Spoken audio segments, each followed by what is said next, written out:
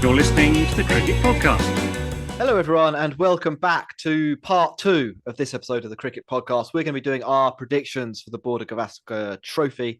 Then we'll be talking a little bit about the Women's World Cup, T20 World Cup. Before we do that, quick plug for our Patreon, patreon.com/thecricketpod. If you want to support the show directly, look in the show notes is my tip for you there. You can click the link and see what we have to offer. So in part 1, we went through the different teams. We went through some of the talking points. We had a little pitch discussion. Now it's time to put our credibility on the line. Best batter, best bowler, and final score in the Test series. How does that sound, gents? Yeah, sounds good. Okay, Ross. Well, you said that first, so let's do best batter first. Then we'll do best bowler. Then we'll finish with scores. Ross, who are you taking for best batter? Most runs, not like most stylish or. So I just think that I'm not sure he quite needs a redemption arc, but Virat Kohli's return to form has been pretty impressive. If you look at him in the last 11 home tests against Australia, he's only averaged 33 with 1 century. I think he averaged, was it 9 I saw earlier in the last 4-game series or something absolutely ridiculous against them. So I'm writing off Virat Kohli, and it's going to be Steve Smith for me. Okay, all right. That's just had to get the Kohli bit in there. Steve Smith's got something to play for. Well, not something. Obviously, he's got something to play for, but he's within range of Alan Border for most runs by an Aussie in India Australia tests. I think he needs to get about 300 in the series. So 4 matches. Steve Smith. It's not beyond the realms of possibility that he pulls that off. DJ, where are you putting your proverbial money in this one? It's a tough one because I think my brain says Pujara. It's a good player of spin. He loves batting against the Australians. He's the highest, as I said, active Indian cricketer. He's got the highest aggregate of runs against Australia. But my heart is with King Kohli, and I thought there was a redemption arc for you as well there, Ross, for a second. But, I mean, he's got his runs in T20 cricket. He's got his centuries in ODI cricket. The only question mark, if any, that remains around him is his test form. Mm-hmm. 4 test matches against Australia. He loves Australia. He grew up watching Australia. It's how he modelled himself as a cricketer, as a captain, and he scored lots of runs against them previously. And it's a sense of occasion for the man. I mean, when he decided to come back into form, really, was it against Pakistan at the MCG at the World Cup final? He's got a sense of occasion, and I think it's going to be time for the King to regain his Test crown as well. So I'm going to go with King Kohli on it. And of course, it's a purely emotional pick, nothing to do with. I like the emotional pick, and I also think it is quite emotional anyway, that he wasn't there for India beating Australia in Australia, right? So I think there is a big point here of going, do you know what? If I was there, we still would have done it, kind of guys. And maybe this is the bit for him to stand up and prove that. Now, he batted really well in the first innings of that Adelaide Test before the 36 debacle. So that's his last memory of Test cricket against Australia. Well, it's a tricky one. I'm going to go with a massive heart overhead pick here. I think it was Khawaja. Yeah, exactly. I'm going with Khawaja. I want the series to be competitive, and I think for that to happen, it can't just be Smith and Labuschagne. I think the next best option for Australia is Khawaja. Shown he can get big runs. Will he get that elusive double century after he was declared on in their last match? Maybe he will. Maybe he won't. I mean, I'd be surprised if there's a double century pitch in this series. But if Uzi can score, I think Australia will have a chance in this series. Yeah. And if he scores, we'll just revoke his visa. So yeah. that was a ridiculous story. I mean, I can't believe that that actually happened. I'm fairly aware that it's unlikely, but I'm hopeful. Best bowler. Let's go in reverse order. And by reverse order, I'm going to start with you, DJ, not myself. So I will be last again. It's going to be Ashwin. Ashwin is he's just going to run through the Australians time again. Subject to fitness. That's the big challenge for him, staying fit for the 4 matches. Ross, what are you thinking? Well, we're going to go with the generational talent that is Akshar Patel. I don't think they'll. I don't think they'll go after. I don't think they'll go. I don't think they'll select Kuldeep. I just don't think it's the right selection for them. I think they are going to want to have the batting on some of the pitches that is going to be there as well. And I just think Akshar is better on that account and will be picked on that. Well, you're not leaving me much here, right? Rabbit Jadeja, is it? Schwepson. I actually was going to say Jadeja. I mean, like, I think it will probably be Ashwin because it's a home series in India, and he is maybe the greatest, well, at least the greatest since Jim Laker. But yeah, of the people who haven't been picked, Jadeja's got to be the next on the list. Are there any fitness concerns for him quickly, DJ? Obviously coming back after a little injury layoff.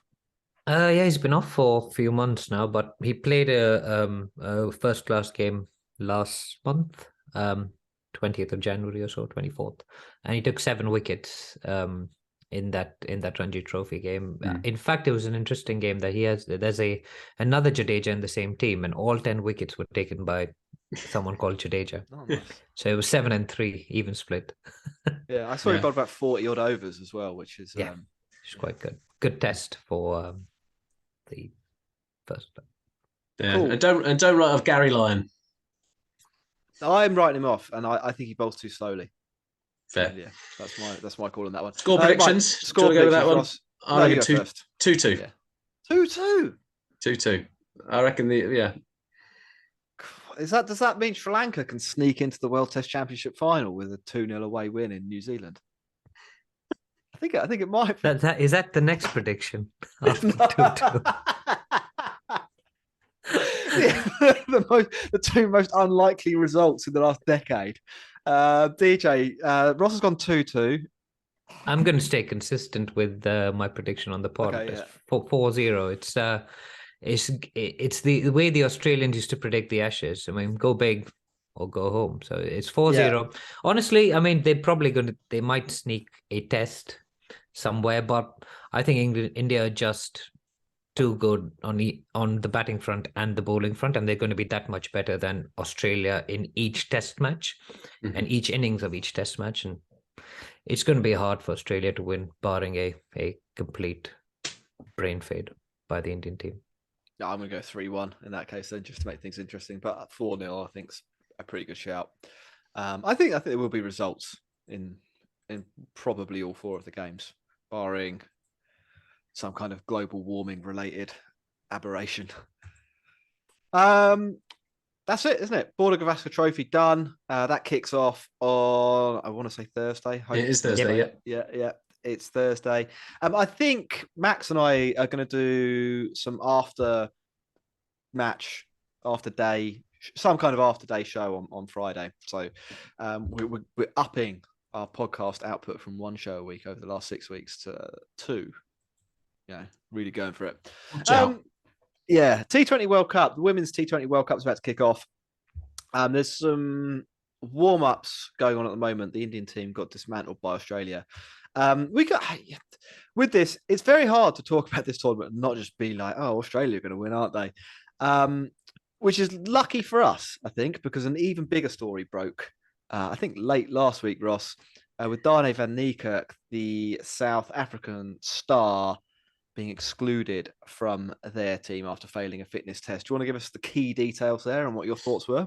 Yeah, so the fitness test involves a 9-minute 32 kilometres, and Dani van Niekerk, I think she was 18 seconds over that.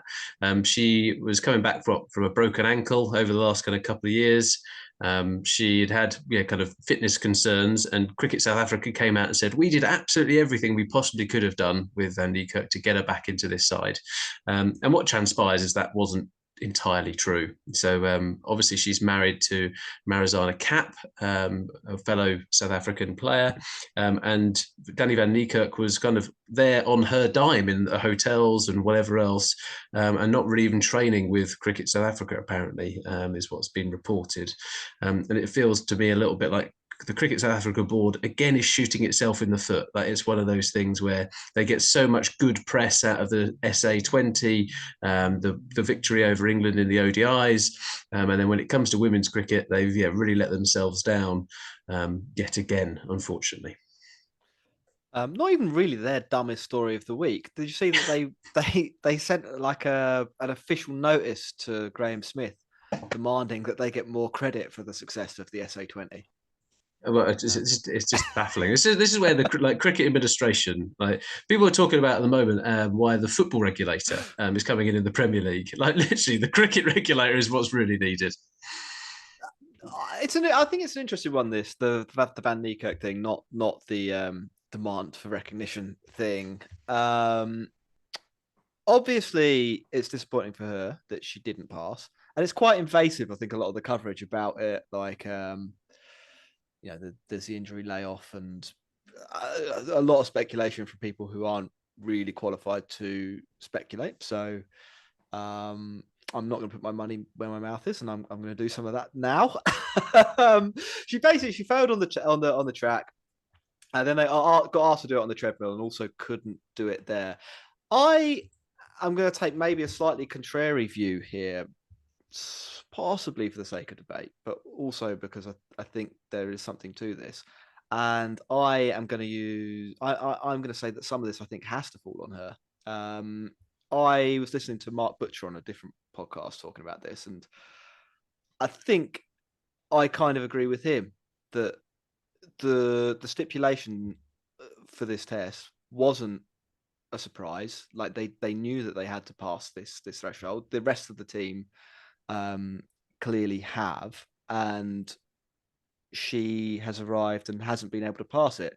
The broken ankle point I kind of take into account, but I think it was 18 months ago. She's played a lot of cricket in a lot of places since then. And while I think like the way the story was broken is quite unfortunate, and arguably South Africa should have a process in place that allows them to play one of their best players if they fail one of these tests. That's arguable. I think you could take different views on that. I don't think once you say that this test has to be passed, that if one of your players fails it, that you change the rules. Yeah, it's got to be the same rule for everybody. Yeah, that's what I'm saying. Can anyone here, I'm going to ask either of you. So Australia, I think, are going to win it. DJ, can you give me a couple of reasons why India might have a chance? Oof. Australia are strong. But India, I think, along with England and possibly South Africa, and maybe a little bit of the West Indies, I think India are getting more consistent at world tournaments, getting into the knockouts. They haven't won yet. It's hard to look beyond the Australian women, to be honest, whether it's the ODI World Cup or the T20 World Cup.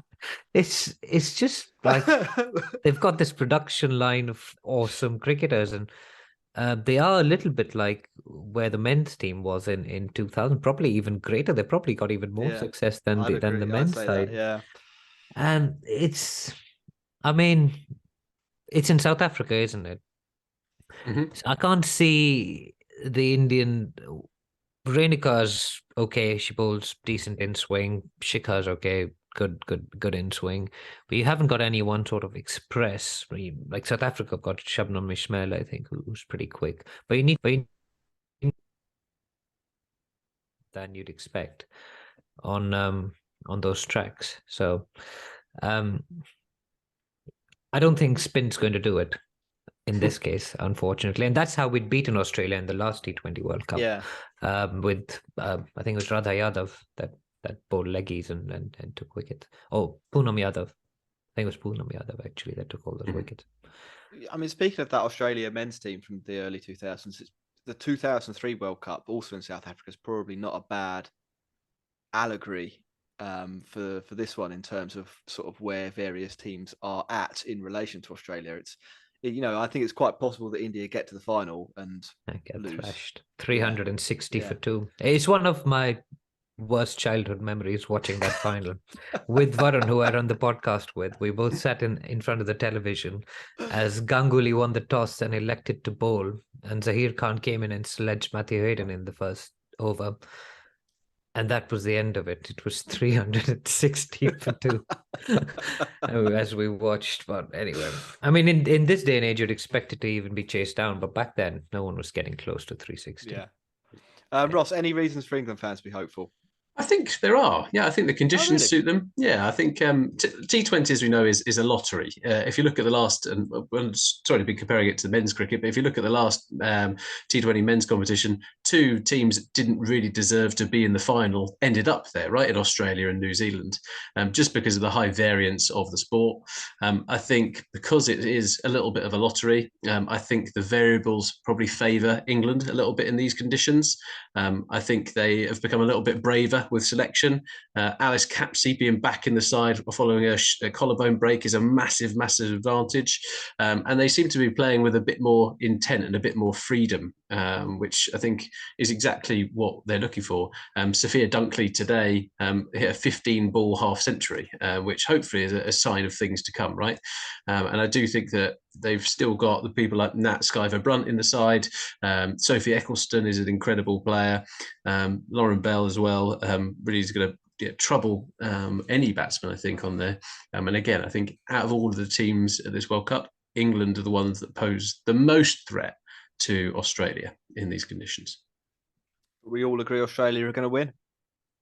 No, yeah. England, come on, come on. Cool. We're going to take another quick break and then we will wrap up with any other business and questions.